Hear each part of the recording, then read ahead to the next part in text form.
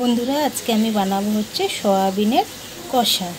তো তার জন্য দেখো আমি এখানে 100 গ্রাম সয়াবিনকে গরম জলে ভালো করে ভিজিয়ে রেখেছিলাম। তারপর ভিজিয়ে রেখে ঠান্ডা জলে ধুয়ে একদম ভালো করে জলগুলো নিগড়ে আমি রেখেছি। এবার চলো কিভাবে বানাচ্ছি তোমরা দেখতে থাকো।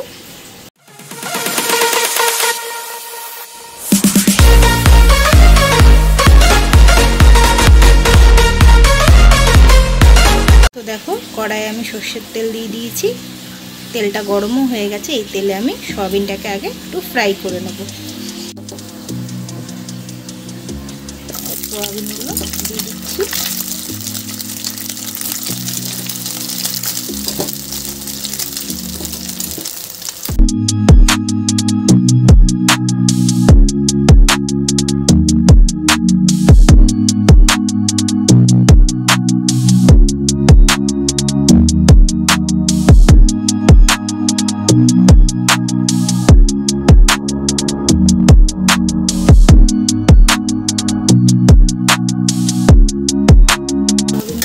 হালকা করে ফ্রাই করে নেব।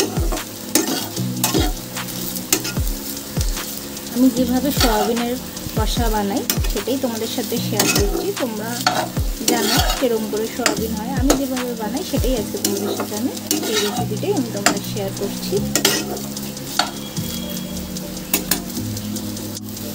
তো দেখো আমার সয়াবিনটা হালকা করে ফ্রাই করা হয়ে গেছে, এবার আমি তুলে নেব। তো কড়াইয়ে আবার একটু তেল দিয়ে দিয়েছি, তেলটা গরম হয়ে গেছে। এর মধ্যে কেটে রাখা আলুগুলো ফ্রাই করে নেব।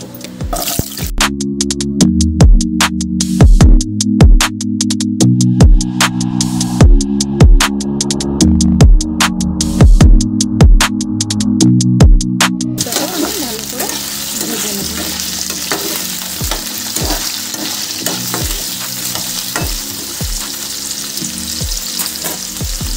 দেখো বন্ধুরা আলুটাও ভালো করে ফ্রাই করা হয়ে গেছে, এবার আলুটাকে তুলে নেব। এবার ওই আলু ভাজা তেলের মধ্যেই আমি একটু গোটা জিরে ফোড়ন দিয়ে দিলাম, আর দিয়ে দিচ্ছি এর মধ্যে একটা বড় সাইজের পেঁয়াজ। এবার পেঁয়াজটাকে ভালো করে একটু কষিয়ে নেব।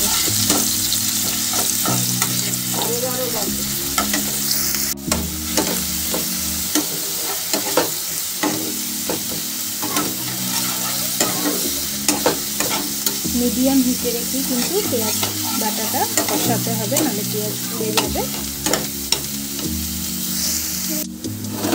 পেঁয়াজটা কষানো হয়ে গেছে, এবার আমি দিয়ে দিচ্ছি গ্রেট করে রাখা আদা রসুন।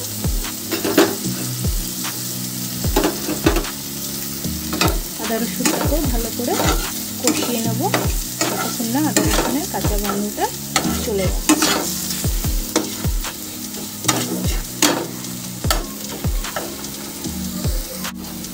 একটু সামান্য জল দিয়ে দেবো যাতে পুড়ে না যায় আদা রসুনটা। জল দিয়ে এবার ভালো করে একটু কষিয়ে নেবো যতক্ষণ না কাঁচা গন্ধটা চলে যাচ্ছে আদা রসুনের।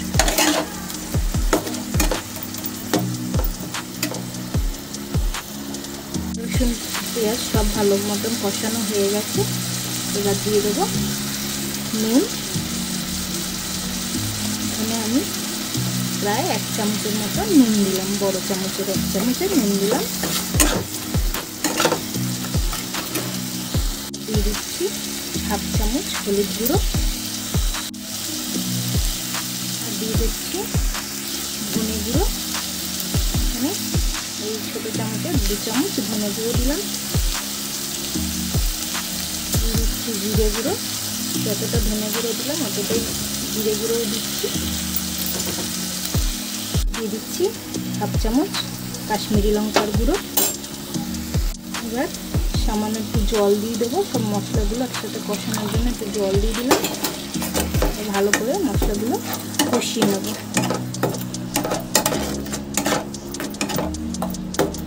যতক্ষণ না ভালো করে মশলা থেকে তেল ছেড়ে দিচ্ছে ততক্ষণ ভালো করে একটু কষিয়ে নেব।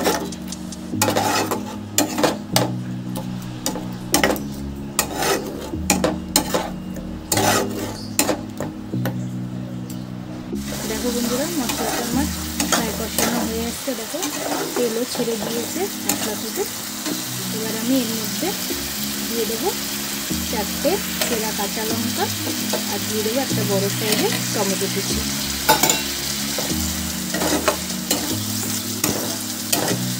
টমেটো কাঁচা লঙ্কাটা একটু 2-3 মিনিট মশলার সাথে কষিয়ে নেব।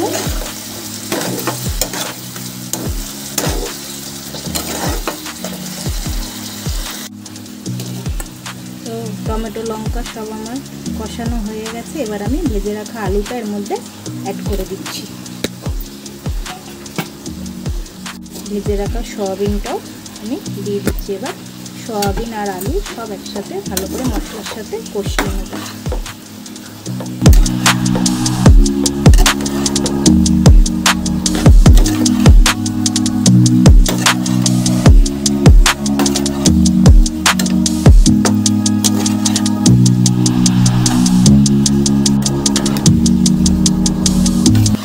ভালো করে আমি মিশিয়ে দিয়েছি মশলার সাথে। এবার 5 মিনিট আমি মিডিয়াম হিটে রেখে এটাকে কষিয়ে নেব। তারপরে আমি জল দিয়ে দেবো। বন্ধুরা, সয়াবিন আর আলু আমার ভালো করে কষানো হয়ে গেছে। এবার আমি এর মধ্যে জল অ্যাড করে দেবো।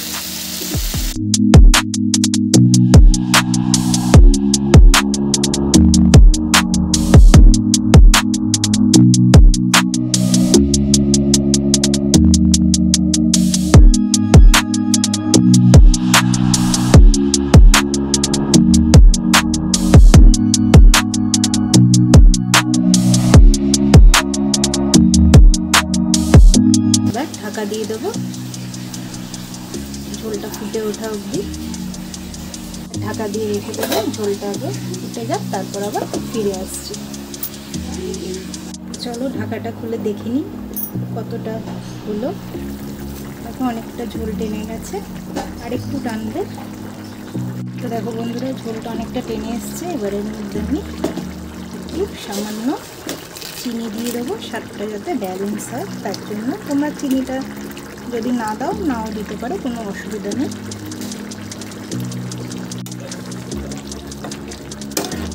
আলুও দেখো আমার ভালো করে সেদ্ধ হয়ে গেছে।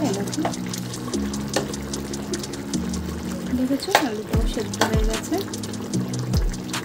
ব্যাস, আর 2-3 মিনিট জাল দিলেই হয়ে যাবে। ব্যাস, আর বেশি জাল দেবো না, কেননা নিভিয়ে দিলে ঝোলটা অটোমেটিকই সয়াবিনে টেনে নেবে। তার জন্য আমি আর বেশি জাল দেবো না, একটু অবধিই রাখবো। তো এখন আমি এর মধ্যে দিয়ে দিচ্ছি দেখো গরম মশলার গুঁড়ো। মশলার গুঁড়োটাও ভালো করে একটু মিক্স করে দেবো।